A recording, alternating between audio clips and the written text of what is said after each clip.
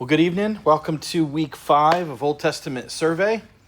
We've made it all the way to the third book of the Old Testament. Hope to do a couple of books tonight, looking at Leviticus and Numbers. And I just think it's important for us to be able to focus on why these books matter. I think sometimes when folks are trying to read through the Bible in a year, sometimes Leviticus and Numbers is where people sometimes drop out, right? Because there's a lot going on in Genesis, there's a lot going on in Exodus, and then you start getting into the meal offering and the drink offering, and you start numbering genealogies, and you start getting to all those hard to pronounce names, and I think there's a 3-chapter stretch in Leviticus where they talk about how to deal with lesions of the skin and how to deal with lepers, and there's a chapter that's titled what to do with discharges from the body, and I'm like, just not really the parts of scripture that people go to find comfort and guidance, right? It's not people usually when you get a life verse, nobody quotes from Leviticus. It's not their favorite.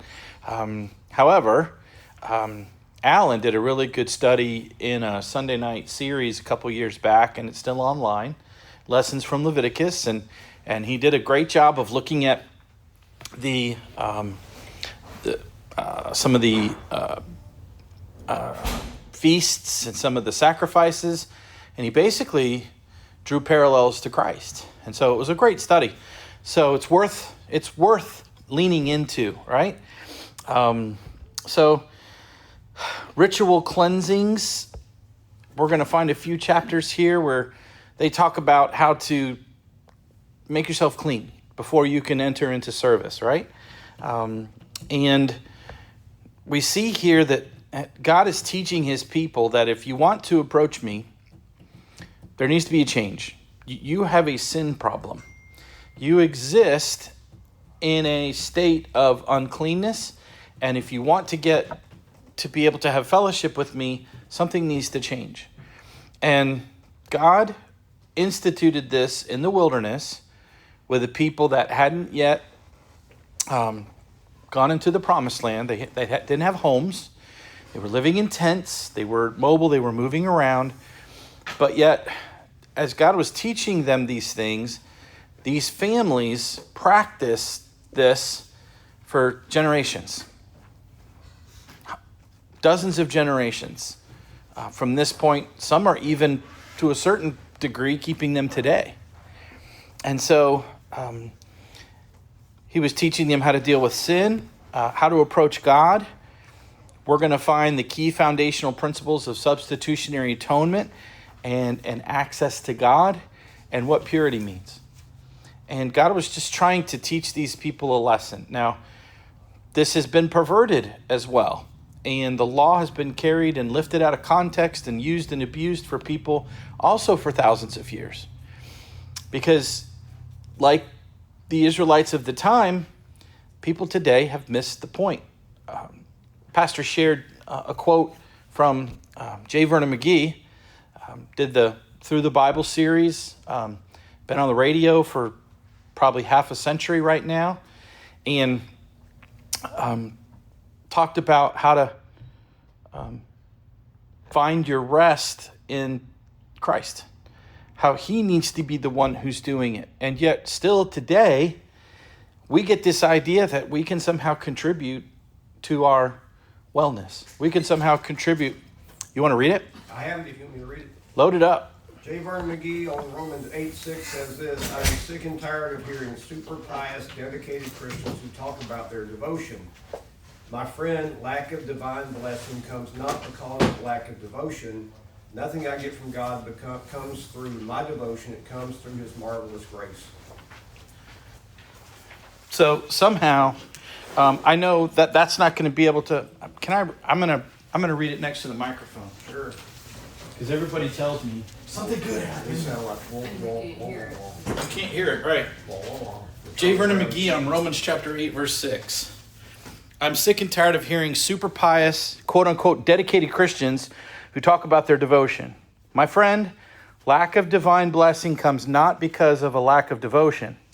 Nothing I get from God comes through my devotion. It comes because of his marvelous grace.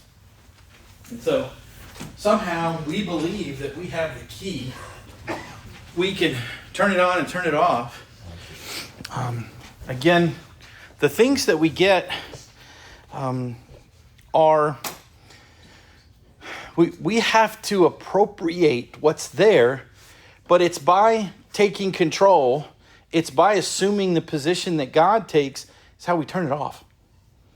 That's how we block, and I try to use the term insulate ourselves from God's power. I hope that makes sense when I say that. Because there's things that we do that just keep that conductor from connecting. And so, but we're the ones that are messing things up. God has this process set up. And so, the book of Leviticus is an excellent book to study if you're looking for these seeds that God is planting to teach his people something. And we have to read the Bible in context to make sure we understand what lesson is being taught to what group of people so that we can derive the principle and learn from it as well. We looked at it in week 1, how to study the Old Testament. We are looking for things to benefit us. We are looking for things that will be profitable. But the only way we're going to get the true type of benefit from it is if we read it in context, the way it was meant to be read, and so on and so forth. So the book of Leviticus, again, these principles are there. And again, Numbers, the book's about half and half. More rules, how to deal with marital issues, the law on different situations. But then there actually are some accounts of some things that happened in the book of Numbers, and we'll take a look at a few of those. Testing ground is basically what you want to look at the book of Numbers for. God I saw some things actually in the book of Numbers that reminded me of what happened in the book of Acts. We're going to see some parallels there. At the beginning of a dispensation, a lot of times God will do some things that raise some eyebrows because he wants to try to send a message to the people of that time. And so we see in Numbers a testing ground for the people. How would they respond? You guys got a preview of it last week when I taught it in Exodus, but it's actually it's on the top of your second page there. The unbelief at Kadesh is in Numbers. So we'll take a look at that tonight in its proper place. How would they deal with the failure at Kadesh and then the consequences that came afterwards? And the answer is, again, most of the time, not very well. Not very well. So Leviticus, let's go ahead and jump in here.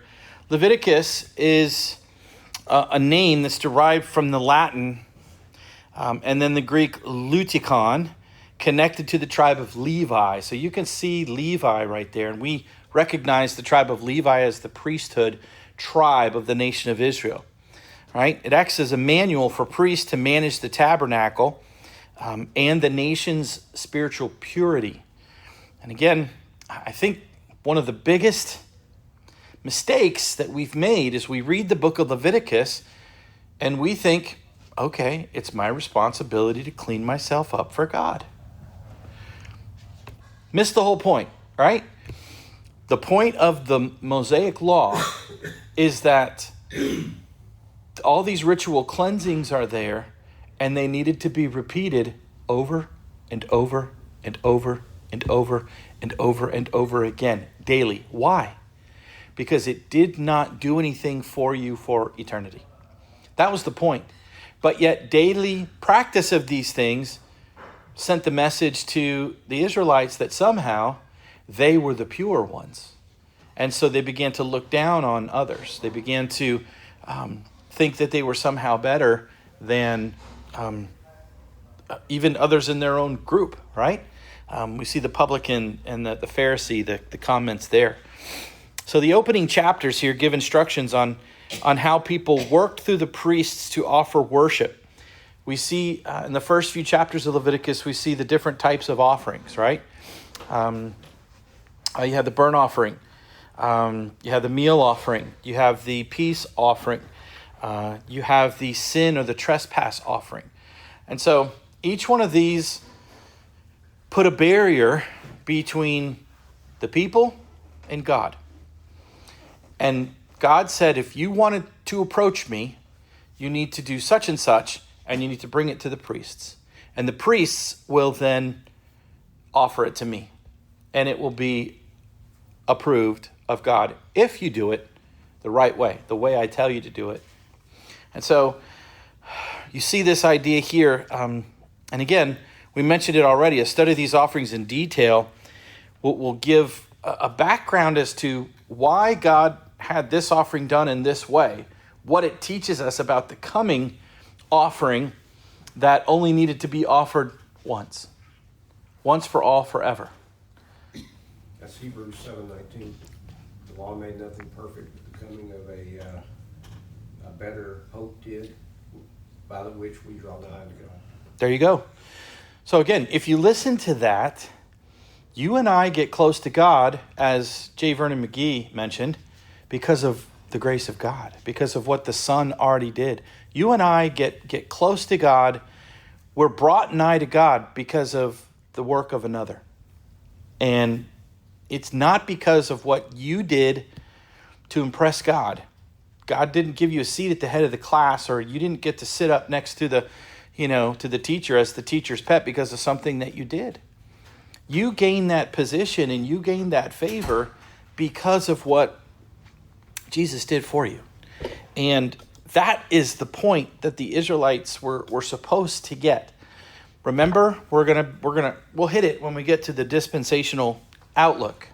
I think in slide 9 or slide 10. And the point is, Jesus uses dispensations, different ways of dealing with people, to teach them something about themselves.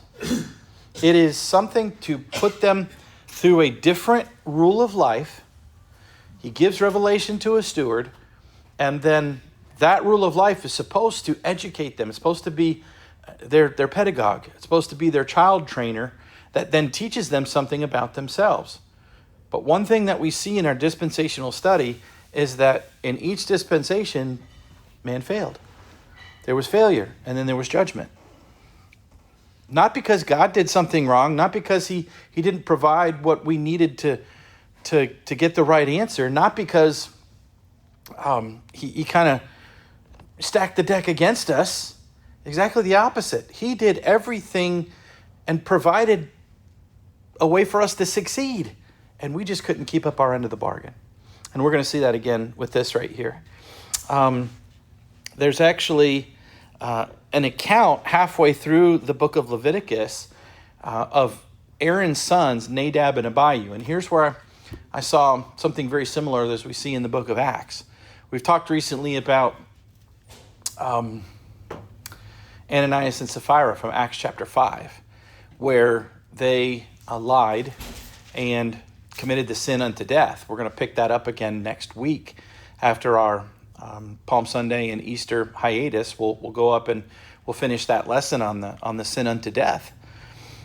We actually see one of those here in the Old Testament. We see Nadab and Abihu in Leviticus 10 executed for what's called offering strange fire. And there's a lot of weird commentaries out there, but it basically just means offering fire that wasn't approved. Basically getting coals from a fire that they weren't supposed to. In essence, they decided we were going to start a fire our own way, instead of doing it the way that God had delineated for them to do it. And we can also assume that there might have been some alcohol involved, because there is actually a warning from God about strong drink, and the priests from this point were not allowed to have any strong drink. So again, when you look at God's warning and he strikes 2 people dead, and then he says, from now on, you can't drink strong drink while you're in the service, we're like, okay, this is the Nadab and Abihu rule, right? They're the ones that messed it up, so now no one else can partake. And so that's the idea here. again, it's a very rare event in Leviticus. Something else that was interesting, I thought, is God told Aaron, you may not mourn your kids.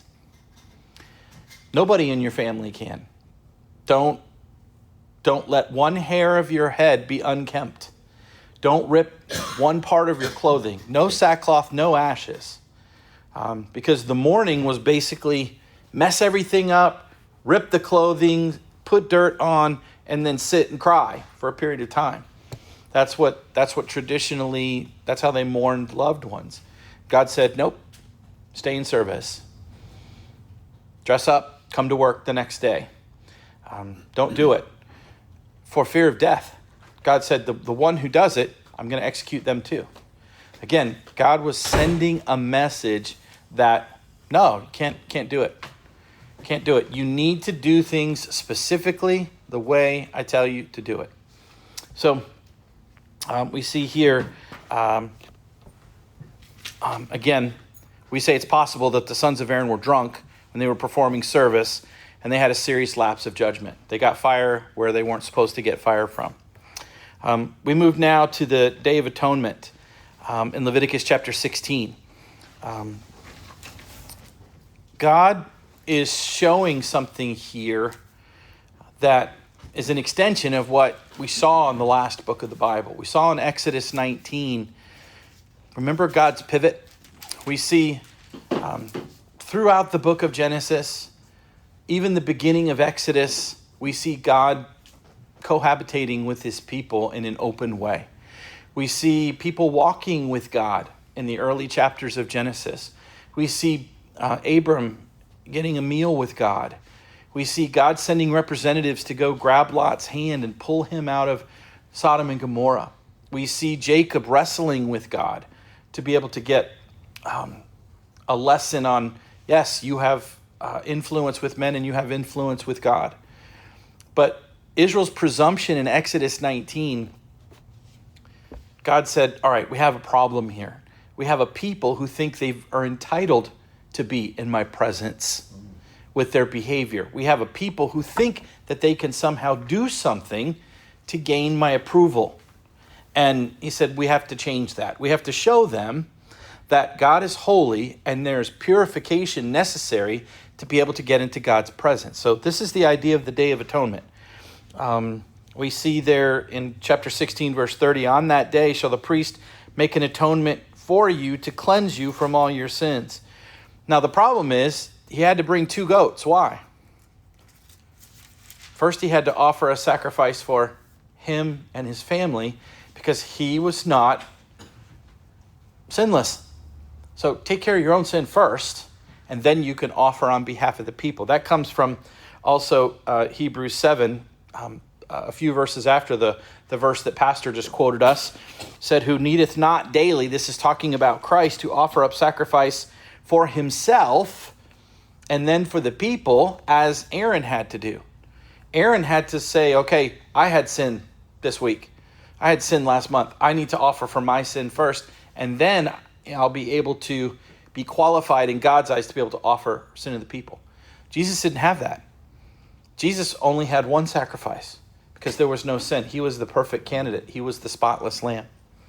And so we're going to see here, I've got a couple of slides here which kind of will walk us through this idea of tabernacle worship from Leviticus. And this idea of the priest took the blood, sprinkled it between the cherubim on the mercy seat. They talked about what type of offering needed to be offered.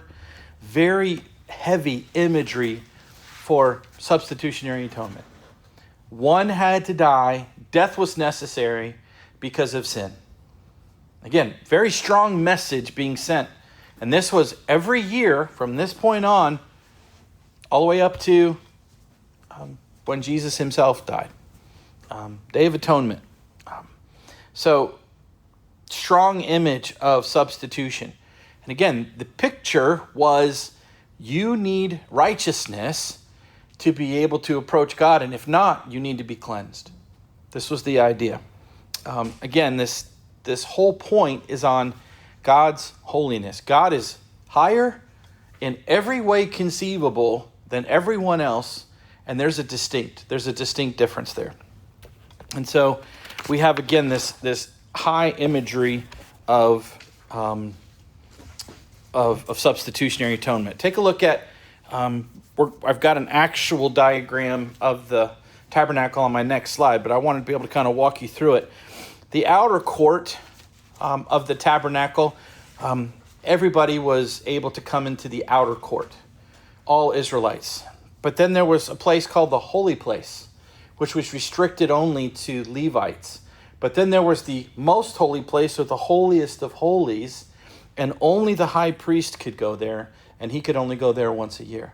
So we see as you got closer to God's presence, there were more restrictions. And the priest that went once a year, there had to be a very ritual cleansing, and nothing could be out of place in order for him to go. Leviticus 16:2, speak unto Aaron that he come not at all times into the holy place within the veil, that he die not, for I will appear in the cloud on the mercy seat. He was only supposed to come one day a year, and that was on the Day of Atonement. So there was even very specific groups of people that were tasked with carrying these materials. Because remember, in the wilderness, they were mobile. There was a pillar of cloud by day, what we call the Shekinah glory, God's presence right there. And at night, it appeared to be a pillar of fire. And when that moved, the clock started ticking. All right, break it down. You ever been camping? All right, you got to set up. You got to break it down. You got to pack those tents away. Usually, there's a lot of cleaning involved, right? You want to make sure it's dry so that your tents don't get moldy, right? That you could dry them out. Nothing worse than having to pack up your tents in the rain. Nothing worse than having to do that, because then the next week when the sun comes out, you got to get everything back out. You got to open it up. You got to dry it again. But when God moved, everybody had a job to do. And so I think it was the Kohathites, right, were a group of people that they were tasked specifically. They're the only ones that get to touch all these things, including the Ark of the Covenant. And if you're going to touch the Ark of the Covenant, you're going to die, because there was actually rings, and you put the rings through the staves through the rings and picked up the staves, so no one actually had to touch the Ark of the Covenant at all.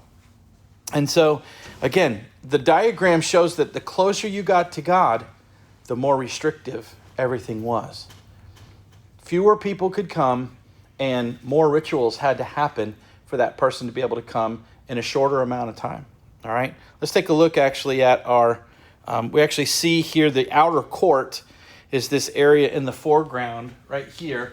You see the brazen altar, right? This is where all the sacrifices were given, meal offering, drink offering, burnt offering. That's where everything was cooked, right? So they slit the animal's throat right there. They poured the blood out. They offered, did everything. You see here the basin, what we call the laver, halfway through, right? And then as we get further in, this area right here, you see the two purple curtains? That area and that first area is what we call the holy place. In there is the table of showbread. You see the altar of incense in there. And so the candlestick was in there. And there was only Levitical priests were allowed in there. But then you have that last place, that last curtain there, the Ark of the Covenant was in there. And that's the most holy place. This is where God's presence was physically. The Shekinah glory dwelt there. And again, no one was allowed in there but the high priest, and he was only allowed in there once a year. And so you can see the different layers in the cutaway. Right? You see in the cutaway, there were animal skins, and then there was fine linen on that. Some of these things were, you have these staves all the way around. You had beautiful linen. You had these draperies. You had everything in the middle. These pillars were overlaid with gold. Very beautiful workings. You couldn't just go pick up oak. That's good wood. That'll be no. There was very particular type of wood that needed to be used. It had very specific measurements, and so everything here. If you could actually see 45 feet, 13 feet, 15 feet, right? The stand, very, very specific height, 30-foot wide entrance right there. The veil, again, very specific distances, very specific heights. And this is the way they set it up out there in the middle of the desert. And again, you see that as you got closer to God's presence, it was more restrictive. God was sending a message. If you want to get close to God, you need to be perfectly holy. You need to be perfectly pure. And nobody qualified. Because even the guy who was admitted had to offer a sacrifice for himself. And again, we see that picture there, right? Sin creates a problem that God and God alone can deal with. This was the lesson that God was trying to teach here. God's presence requires cleansing. Man is not capable of approaching God by himself. Judgment is dispensed when any attempt apart from God's direct and clear command is undertaken.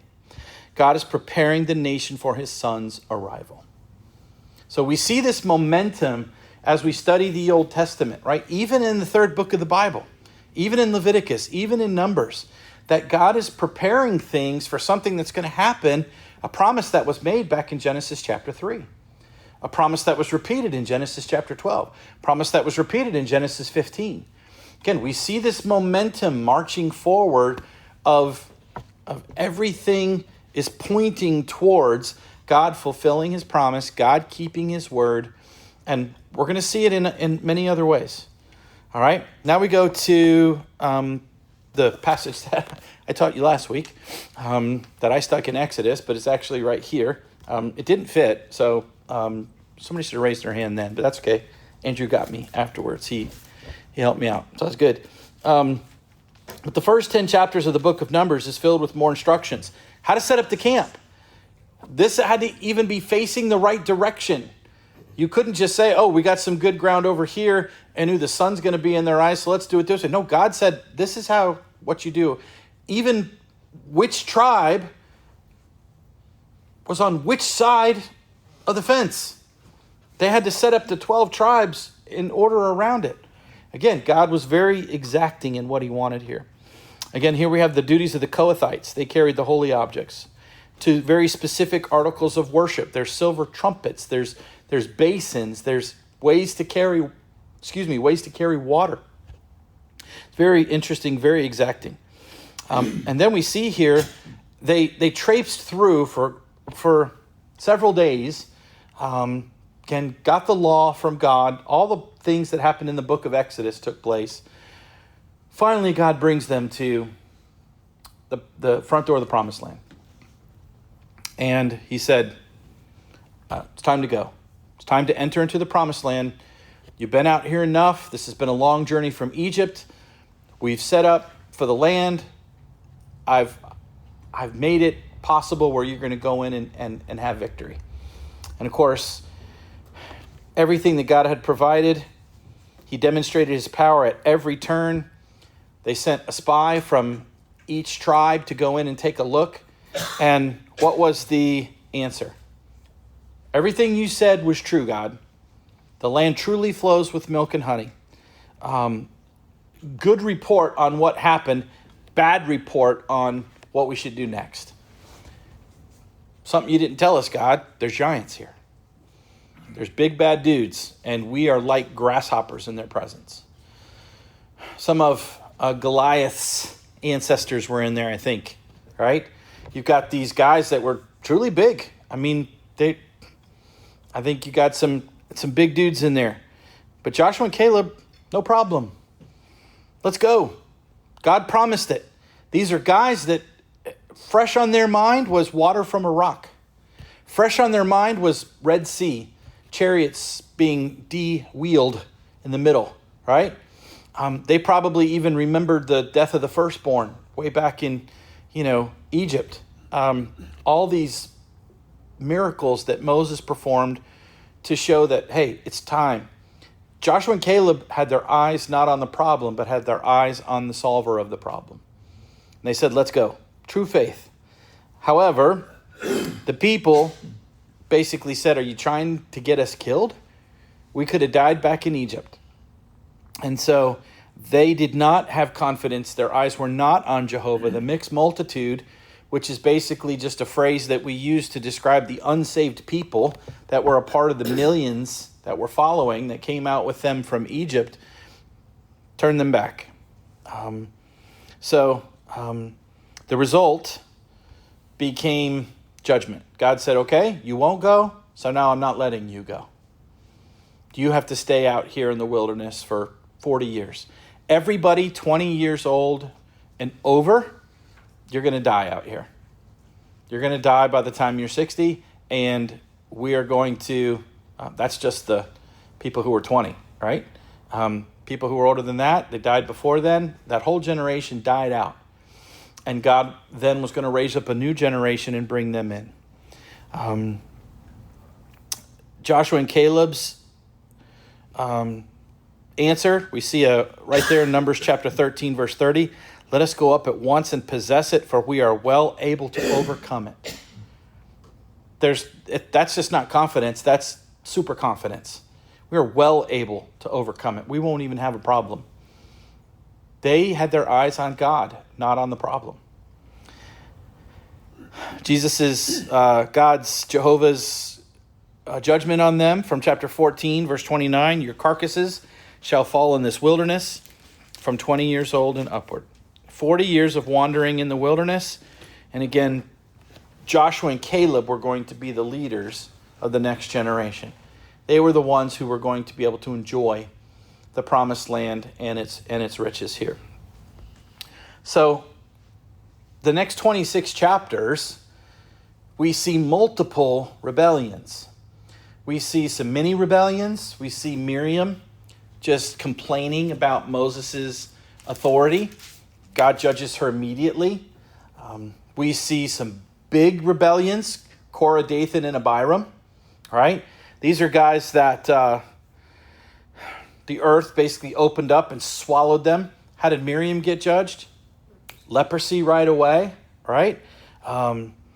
Basically, God said, these are my guys. His chain of command was vindicated over and over again. So God, at the beginning and through this first few years of the 40 years, he laid down the law. You better listen to my guys or you're not going to make it. And so we see, and then our buddy Balaam. Now there's some comic relief in there, right? Balaam's donkey talking to him and him talking right back. But what is our lesson from Balaam? Well, I think a lot of people focus on Balaam and they're like, well, was he a believer? Was he an unbeliever? I don't know that that's a very worthwhile pursuit, right? He ended up dying with God's enemies, right? When he sold out for the money, he wasn't able to curse God's people, but he was able to tell Balak how to win. You're not going to be able to do it by cursing them because God won't let me do it. But play the long game. Send your daughters in and have your sons marry their daughters. And you'll get them that way. Get them to worship your gods. What's that? Islam 2025. There you go. Yeah. Islam not able to win in war, but they won by immigration, right? That's how they're winning in Europe now, by immigration. And so I think the lesson of Balaam is very similar to the lesson that we see in Jonah, right? Why was Jonah upset? Because he was worried that they were going to hurt him? No, Jonah was upset because he knew that God was merciful and that God was going to let them off the hook. And he said, they're guilty, they should be punished, they should die. Balaam, the sin of Balaam, the doctrine of Balaam is these people don't deserve God's grace. They deserve to be punished. But here's the thing. God will take care of his punishment in due time. God will, and I need to be worried about myself. I don't need to be worried about, are you guys going to get what's coming to you? I need to be worried about, thank you, God, for the mercy that you're showing to me. That's where my eyes need to be fixed on. And this is something that I've had to learn as an older man, right? I was so judgmental. I was so hard on people when I was younger. And just cutting them to the quick and holding them accountable. And now I just realize this is they're not, this is their first rodeo. Let's give them a break. Let's let them learn a lesson. Let's let them get the hang of it, right? I didn't do it so well my first time either, and I've still messed up. God is going to settle the scales. I don't have to worry about that. I don't have to be the one who points out everybody's mistakes. I just don't have to. God's gonna take care of it. I sure am glad that somebody's not following me around. I'm glad Andrew talked to me about it quietly last week. He could have said, Steve, you moron, Kadesh Barnea is not in Exodus chapter 13.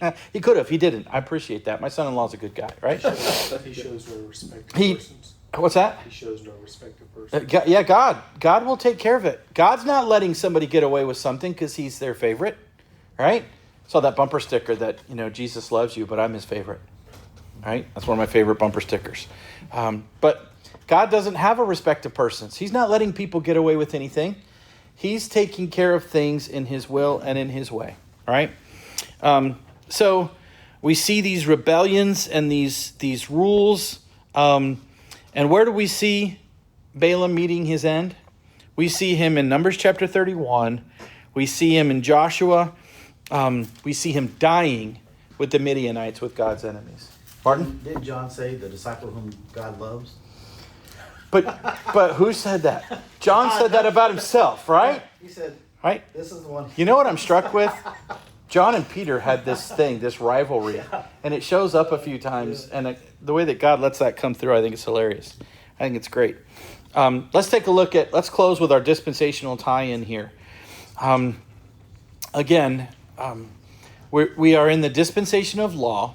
Moses is the steward. God is the master. The revelation is all of these ordinances on how to live, how to eat, how to dress, how to behave, how to conduct business, how to marry, what happens when you get sick, what happens when you are better, how you deal with sin, sacrifices, how you deal with uncleanness, how purification rituals, what happens when someone dies in order to keep the line going, what happens to property. How do you treat your property time and time again? These are important things. Again, the main principles that we get, what God is trying to teach is holiness is necessary. Jehovah is holy. Israel is called to be holy as well. There's something different about your God. There needs to be something different about you. Again, here, no partiality. You mentioned it. God is not a respecter of persons. This happened to the rich and the poor alike. We begin to see some things that we're going to see more in Deuteronomy, that with obedience comes blessing, and with disobedience comes cursing.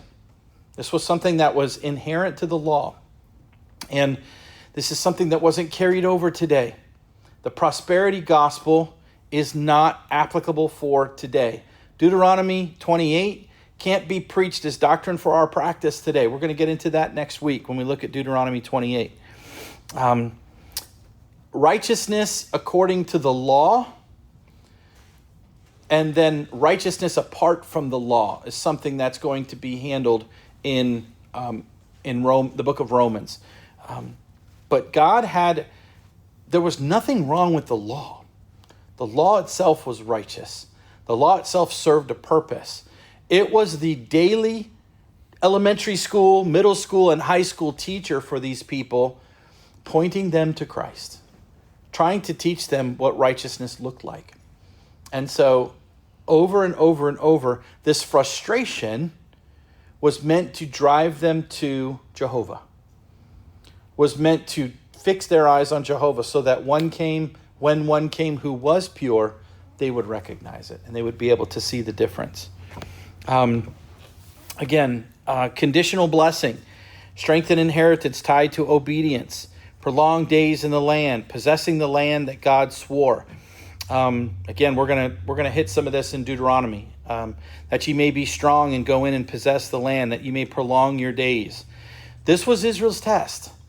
How were they going to do with this load, with their daily lives under the law? Were they going to be able to be different enough to be set apart unto God? Well, at times they were.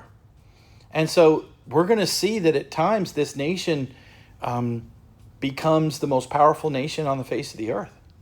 We're going to see God's blessing. We're going to see when we get into the Kings and the Chronicles, we're going to see a tremendous amount of power. We're going to see them reach their height under King Solomon.